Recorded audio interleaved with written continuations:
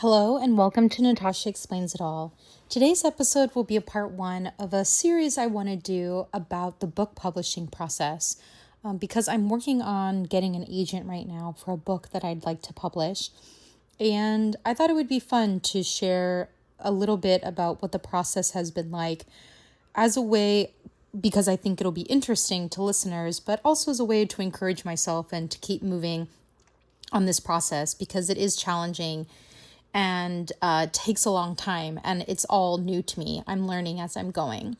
So I want to talk about that, but before I get into that, just a brief PSA, because it is we are living in tough times, and there is an opportunity for those who are living in the U.S. to do something in the coming days to help address that. And specifically what I'm talking about is that the government is currently funded through the end of January. On January 30th, there's going to be another government shutdown unless Congress is able to get its act together and fund the government again. And that presents an opportunity to rein in some of the horrific abuses of ICE that we have been seeing since for a while, but most predominantly since Trump's inauguration last year. And we have seen, particularly in recent weeks, in Minneapolis. And so I wanted to let people know that this is an opportunity for you to call your representatives and to let them know that you do not support funding for ICE, that you want to see accountability for their abuses. And there really is an opportunity for that because, again, funding for the government is only through January 30th. And for a new budget to pass, there will need to be Democratic votes in the Senate. And so there is really an opportunity to pressure elected officials to be responsive to what constituents want. Now, just a little bit of background. With the budgets that were passed last year, that Republicans passed last year, ICE's budget has increased enormously. It's now to the tune of tens of billions of dollars. And that has contributed to why they've been able to conduct such massive, basically, invasions of American cities and conducted so many abuses against immigrants and citizens alike. And we have an opportunity, as I was saying, with this end of the funding of the government and needing to pass a new budget to rein in on both their budget and their abuses. And if you want more details about exactly the background of this and what to do, I highly encourage folks to check out Indivisible. Indivisible.org is doing a whole campaign about this, and they have lots of information. Indivisible.org. But short of that, knowing how to reach out to your elected officials, I'll just spend like a minute talking about that. I also have an episode about this. It's actually episode 44. This is an episode from 2024. If you want to look back in the archives about how to call your elected officials, I do an episode that's a much deeper dive on how to do it. But in short, everyone has three federal representatives. You have a representative in the House of Representatives, and then you have 2 senators. So everybody has 3 representatives. And to pass a budget bill, you need both the House and the Senate to sign off on that. And so you have 3 people that you can call to express your thoughts. And if you don't know who your representatives are, who your representative from the House is, and who your 2 senators are, you can Google it. There's lots of lookup tools, but you can also you can Google it. And then in order to call them, rather than having to look up their individual offices, you can always just call the Capitol Switchboard, which is 202-224-3121. That's 202-224-3121. and you basically ask to be transferred to the office, of whoever it is that you are wanting to speak to. So for example, I'm in California. One of my senators is Alex Padilla. So I could call the Capitol Switchboard and ask to be transferred to Senator Padilla's office, and they would do that. Or you could be like me and save your elected representatives as contacts in your phone. And so you can call their offices easily like that. But just wanted to alert people to the fact that, again, January 30th, there's going to need to be a new budget passed, and it's an opportunity for us to rein in ICE. And that requires constituents to let their elected officials know their thoughts about what should be happening, and hopefully help encourage some Democrats, particularly in the Senate, to grow a spine. Because, there are some Democrats who are doing the right things and saying the right things and sticking to their values. But there are too many, particularly those in leadership, who are just really not rising to the moment, and acting quite cowardly and just still on this nonsense about bipartisanship. And when really they need to be responsive to what is actually a bipartisan issue, in fact, which is American repulsion at the excessiveness and the abuses of ICE. So I wanted to let folks know about that and encourage people to reach out to their elected representatives to voice their thoughts as Congress gets into budget negotiations as we close out this month. Okay, so that was my little intro. Couldn't avoid that given just the times we're living in. But turning to this series that I wanted to talk about. So I am trying at the moment to get an agent to help me publish a nonfiction book that I'm working on. And the book is called Get Well, How the Pandemic and the Wellness Industry Make the Case for Prison Abolition. And the idea came to me originally during the pandemic, and I originally published an article about it in an online wellness publication called Well and Good that is now called The Skim. And essentially the premise of the book is during the pandemic, I observed a couple of things.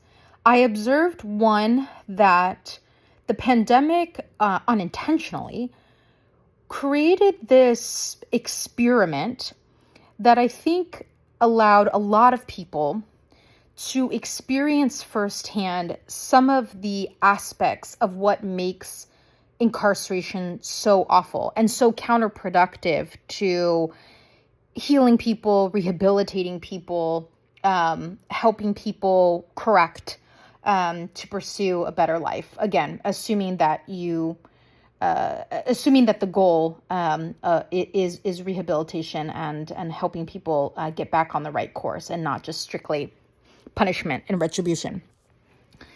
And so some of those aspects, for example, the isolation, the inability to touch your loved ones, the lack of freedom of movement, and people were really experiencing the horrible impacts of this on our mental health, right? We saw that because people were so isolated, because they couldn't move freely, because they couldn't touch their loved ones, freely, that people were experiencing massive declines in mental well-being. And we also saw spikes in rates of alcohol abuse, drug abuse, domestic violence, right? As people are cooped up at home, unable to go anywhere, and feeling really frustrated and angry and trapped.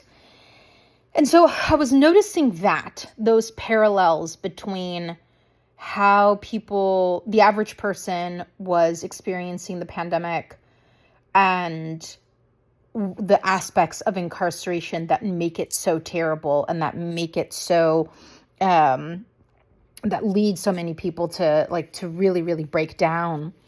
And then at the same time, we saw during the pandemic this boom in the wellness industry.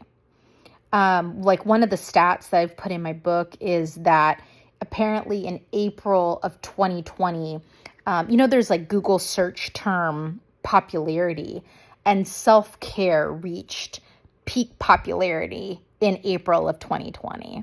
And that's not a coincidence, right? During the pandemic, we also saw this boom in the wellness industry because people were desperate for ways to feel better. So we saw a dramatic increase in the number of people seeking therapy, a dramatic increase in the discussion of things like mental health, well-being, self-care. And the way that people were talking about those things and talking about the need to care for ourselves and prioritize mental wellness reminded me of the types of conversations I hear in criminal justice and abolition spaces. And it started to make me think about the connection between these things.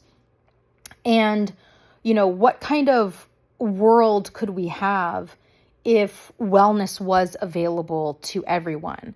Because it all comes down to a very basic principle of hurt people, right?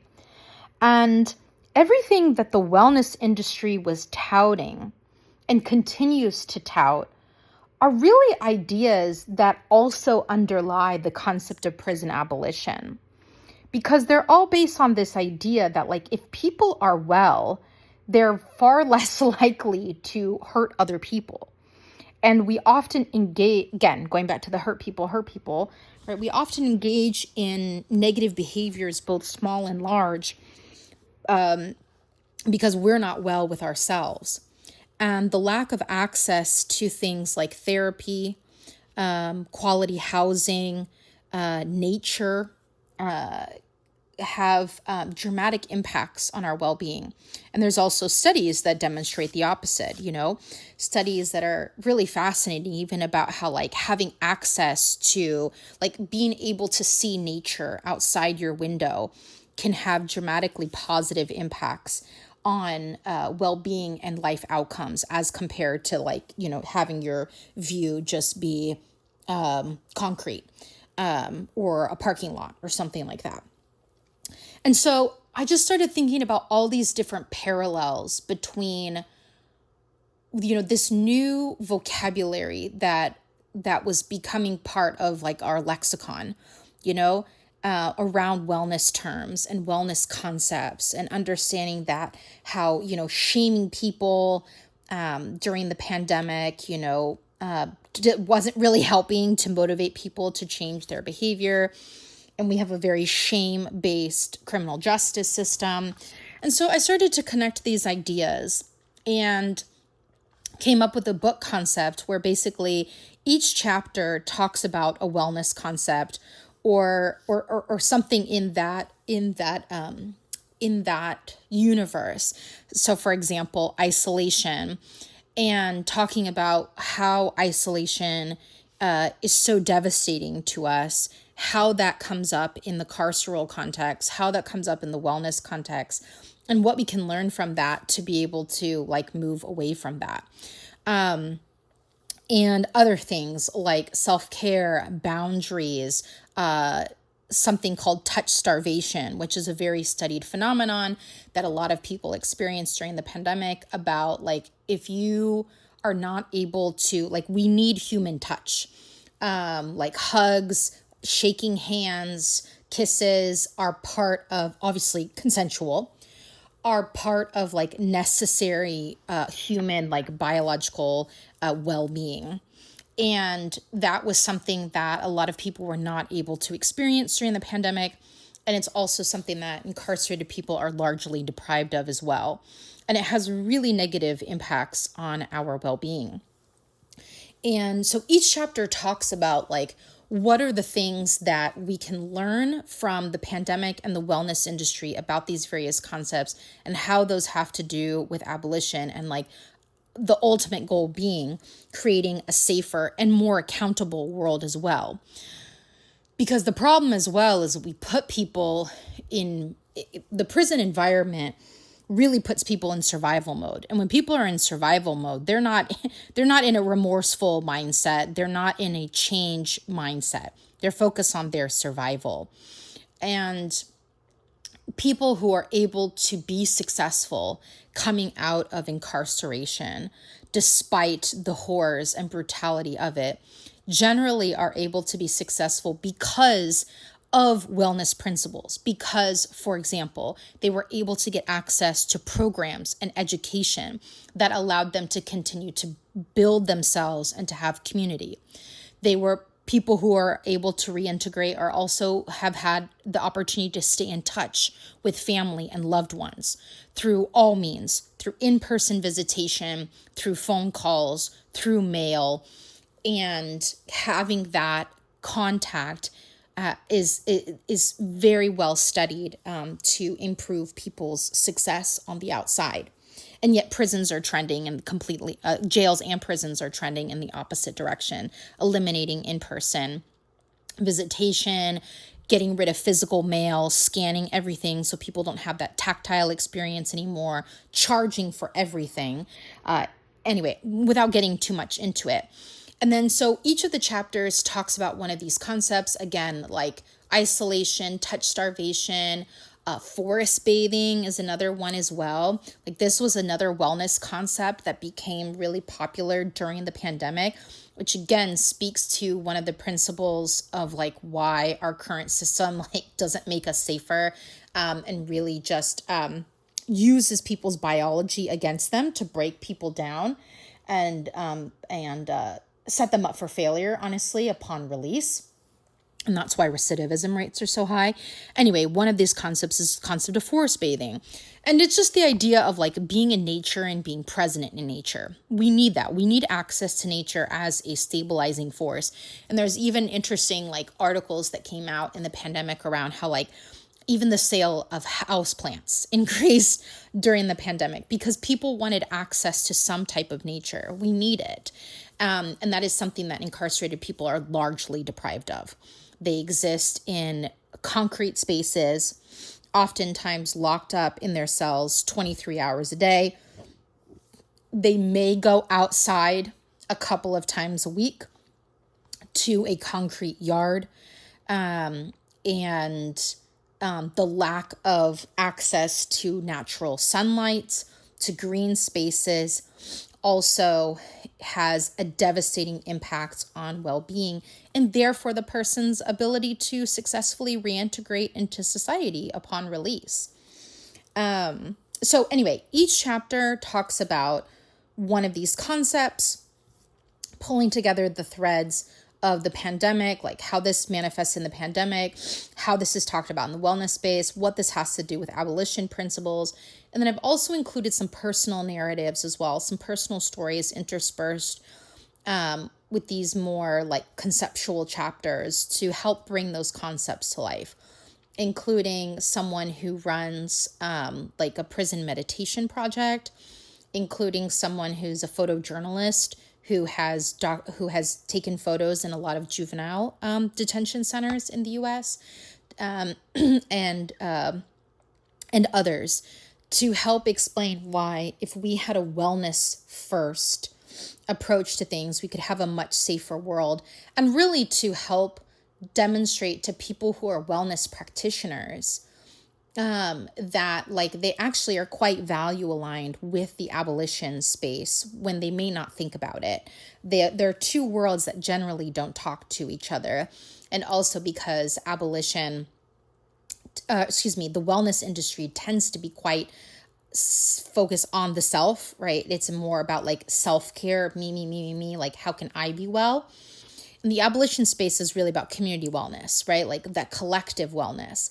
But I think that there's a lot of overlap there. And there's starting to be people who understand that. But it's not talked about that much. And so I'm making connections here that I haven't seen be made elsewhere. Again, there are some influencers I'm starting to see making some of these connections. Like one that I follow, his name is Sada Simone. He's a big wellness influencer. And he talks a lot about collective wellness, about the importance of like, we need to be well so that we can help others be well, and having very much, like a collective wellness perspective. And he does a lot of volunteering in like various settings with folks who are in need of that additional wellness support.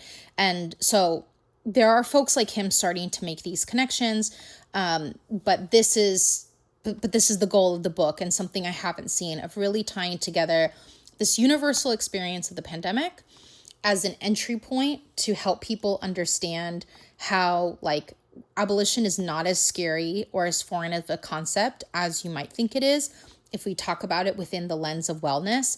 And if we had the resources of the wellness industry, which is a multi-billion-dollar industry, if we had even a fraction of those resources dedicated to the abolition space, we could have a much, much safer world. And there's obviously tiers to this as well. This isn't about overturning everything from one day to the next. But imagine if every jail and prison in the United States like had wellness programs. Imagine if every jail and prison in the United States still allowed in-person visitation. Imagine if every jail and prison in the United States offered free and regular phone calls to loved ones. Like there's so many, there's so many things. There's so many layers, and there's so much low-hanging fruit that we don't even do, but is extremely well documented to support people's well-being and therefore reduce recidivism, because again, hurt people, and we need to be focused on healing, and healing is what actually promotes accountability and changes in behavior. Because again, we put people in environments where they are focused on their survival. And when you are just focused on your survival, it's not the right mindset to be able to make amends for what you've done. And you're essentially just perpetuating the victimization, right? Most people who commit crimes themselves were victims of crimes beforehand, and then going into carceral settings oftentimes become further victims, which doesn't promote the healing necessary for people to come to terms with what they have done, and then to be able to stop those behaviors and move on. Anyway, that is a little bit about the concept of the book. And then in terms of about like the publishing process, so I decided that I wanted to go the traditional route of having an agent that would help me get published through a traditional publisher rather than going through the self-publishing route for various reasons, but most importantly, to really have the support of professionals, and there is a likelihood of getting much, much broader reach, if I go through a publishing house rather than trying to do this on my own. And one of the things I learned through this process is, because I was spending a lot of time writing the book. And then I learned pretty into the process that when it comes to nonfiction books, most nonfiction books are sold on what's called proposal, meaning that you put together a proposal, an outline of the book, but not like the actual manuscript of the book. And that's how they get sold to publishers. In contrast with fiction, those are sold on manuscript. Like you submit the completed book, and then that will be accepted or not. Whereas nonfiction, you're not submitting the entire book. You're submitting something called a book proposal. So I learned how to write a book proposal, which is a really long and intense document, which includes an overview of the book, what your marketing plan is for the book, an author bio, like chapter summaries, some sample chapters, and I'm forgetting some of the elements. But it's a long document that is essentially a proposal explaining that you submit to agents, explaining what your book is about and how you are going to spread the word about your book and be able to sell it. And so I My goal last year was to finish the book proposal and to start sending out what are called query letters. So that was something else I learned about. So to get an agent for a book, the most common process is to contact agents by sending them what's called a query letter, and then also including your book proposal. And the query letter is like a cover letter. I've been learning the mechanics of a query letter, and essentially is like a really high level overview of what your book is about. It includes the word count. It includes a couple of what they call comps, which meaning comparable titles, like what other books is your book like, a little bit about yourself, and that's basically it. Just like a cover letter, include your book proposal. And my goal last year was to finish the book proposal and start sending out query letters. And I'm really happy to say that I was able to achieve that goal. And I did finish my book proposal, though I continued to tweak it, and began sending out query letters. And one of the things I learned about is something called Query Tracker, querytracker.net. And it's a really helpful website where many literary agents for both fiction and nonfiction are listed. And a lot of them have like profiles on the site where you can submit your proposal to them directly through the site.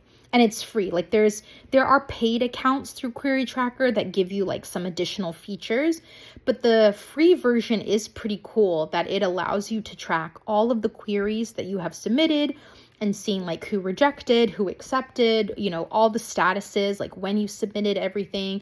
And it allows you to search for literary agents by genre, and find out their information about how do they accept proposals.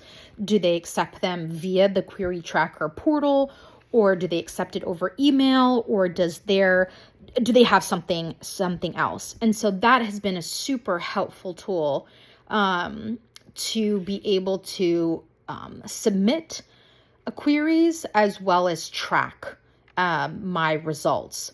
And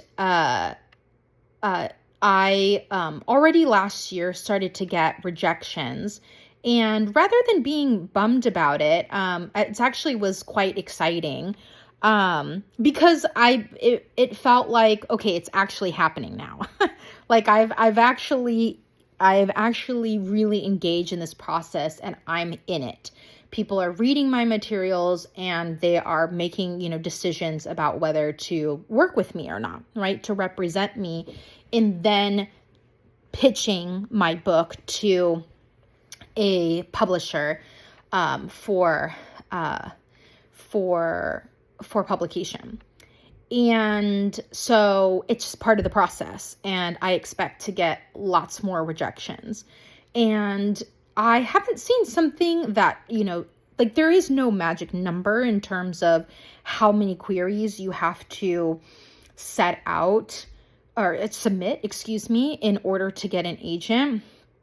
I've submitted about 50 at this point, a little shy of 50, and I'll probably have to submit hundreds. So I'm just going to continue to keep going. And it all, it just takes one at the end.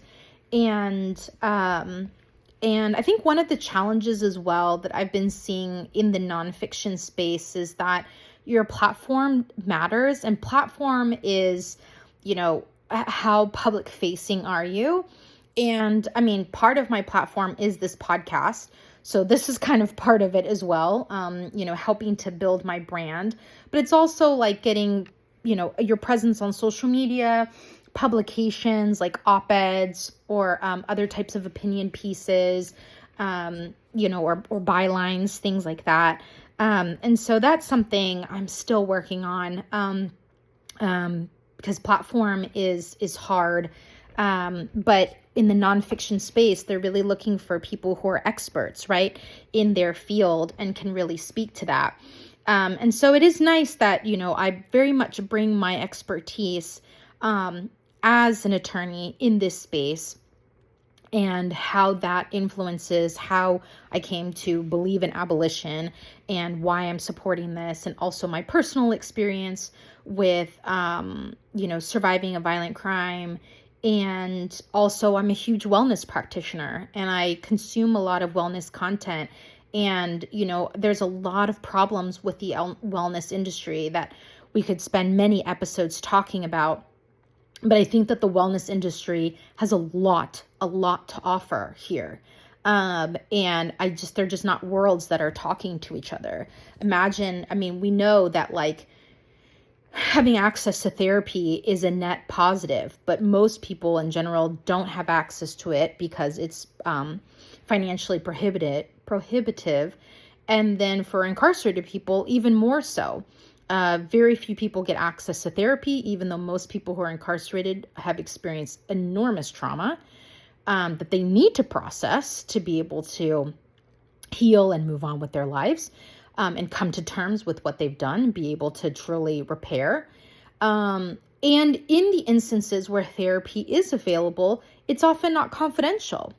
The results of their therapy can be overheard by correctional officers, are shared with the courts, or shared with parole boards, which really undermines, right, the purpose of therapy. Imagine if all of your therapy sessions, the notes from the therapists and even the sessions themselves could be heard by people who had power over your freedom. It's really not a conducive environment. Anyway, so that's where I am in the process. And so that's a little bit of the process of writing a nonfiction book. So I spent a lot of time, I wrote this article back in 2021 about it, that you can still read if you're interested on my Medium blog, which is at medium.com/@NatashaTBaker.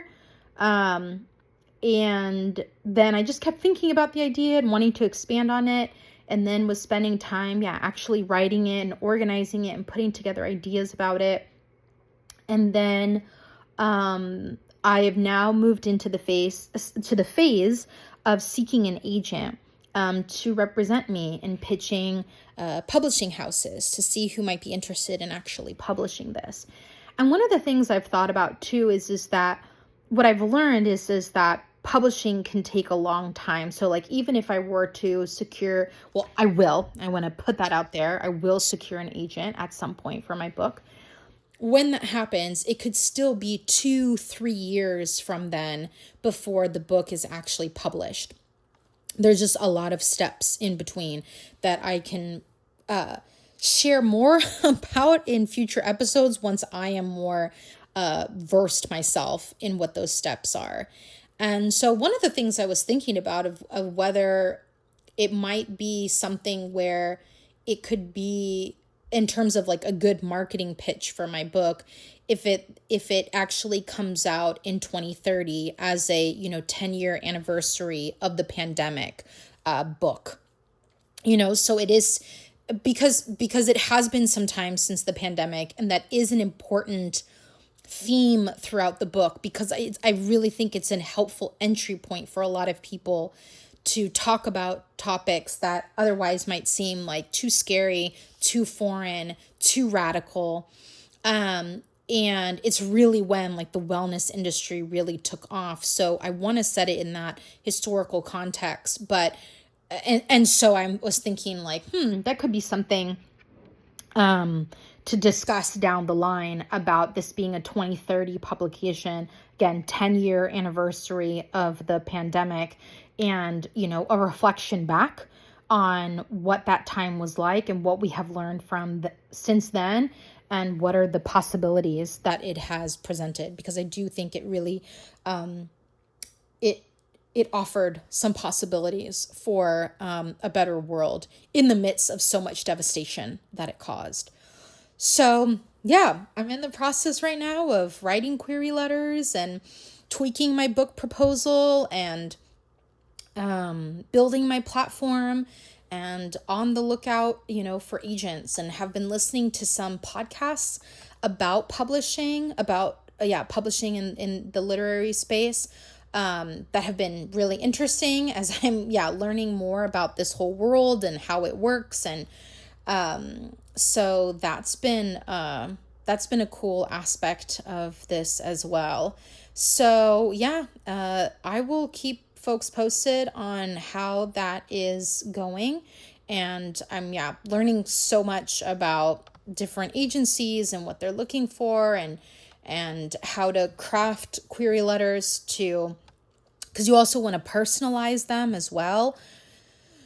There's elements that are going to be the same, for every query letter, because it's, the elements of your book and comparable titles and your author bio. But the agent wants to know, just like if you're doing a job cover letter, the agent wants to know, like, why do you want to work with them? Why do you think that they're the right person to represent you? And so that requires doing research, about each of the agents and figuring out, like, most importantly, right, is this a topic that seems to fit within the types of topics that are of interest to them, and then making your pitch, and very briefly as well. So it's been an interesting thing to navigate and try to find time around everything else. But yeah, so 2025 was able to get the book proposal together and start sending out the query letters and starting to get those rejections, which is a good step in forward momentum. And we'll see if 2026 lands me an agent, or if I'll have to, continue working on this. So wish me luck, and yeah, I'll keep folks posted. So yeah, with that, thanks so much for listening, and I'll see you next time.